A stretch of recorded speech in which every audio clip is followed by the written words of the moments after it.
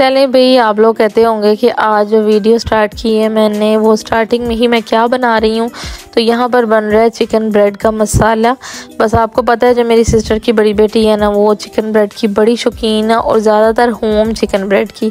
उसको मैंने हालांकि यहाँ बेकरी से भी टेस्ट करवाया है, लेकिन वो कहती है नहीं भाई, जो आपकी है ना वो आपकी है, मुझे आपने घर की बना के देनी है।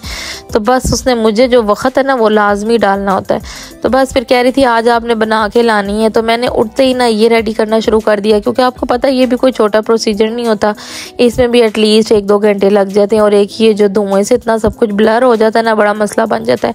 और पीछे सारा मैस इग्नोर करें, क्योंकि मैं इतनी जल्दियों में थी ना कि बस मैं जल्दी जल्दी कर रही थी कि बनाऊँ और लेकर जाऊँ। वो कह रही थी मैंने उठना है, तो मैंने नाश्ते में ही ये खाना है सब कुछ। तो बस यहाँ पर मैंने आटा गूंद कर पहले इसकी ब्रेड का रख दिया था और ये इतना अच्छा ज़बरदस्त राइज हो गया हुआ था।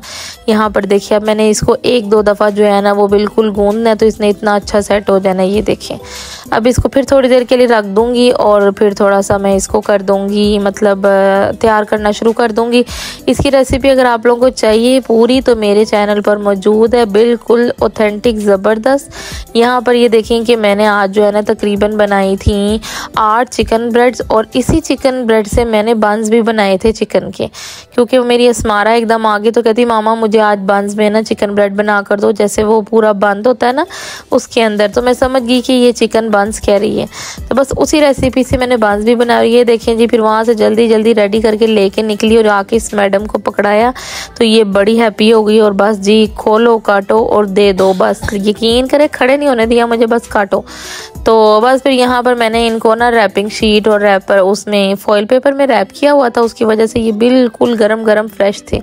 बस फिर काट कर सबसे पहले इसको तो दिया, तो जाइए देखिए अंदर ये जो सारे इशारे कर रही है ना, तो बड़ी खुश थी क्योंकि उसको वाकई में पता नहीं क्यों ये बड़ी पसंद है। बस फिर ये मैंने यहाँ पर काट कर सबको दी। मैंने तो घर से ही नाश्ता कर लिया हुआ था, फिर इन सबको मैंने ये काट कर सारा कुछ दिया, तो इन्होंने इसका नाश्ता किया। और ये देखें वो बंस हैं, कितने प्यारे माशाल्लाह कलर देखें इनका। मैंने ना 3 छोटे बच्चों के लिए ना 3 बंस बना दिए थे और बाकी सबकी चिकन ब्रेड बना दी थी। अब ये बच्चे मेरे पास खड़े हैं और वो छीन छीन कर लेकर जा रहे हैं। तो बस फिर इन्होंने इसका नाश्ता किया। और अगर आपकी चीज़ अच्छी लग जाए, पसंद आ जाए, तो मेहनत वसूल हो जाती है। और जितनी इनको चिकन ब्रेड पसंद है ना, कभी कभी तो मैं सोचती हूँ इसका कारोबार ही शुरू कर दूँ। बस फिर यहाँ पर भाभी ने आगे से जब हम लोग गए हुए थे तो उन्होंने फिर दोपहर को कड़ी तैयार की हुई थी, वो मैं आपको दिखाती हूँ। ये देखें जी, ये थी कड़ी। बस फिर मैंने तो कड़ी के साथ खाना वगैरह खाया, क्योंकि मैं जो कहते हैं ना जो बंदा बनाता है उसका इतना दिल नहीं करता।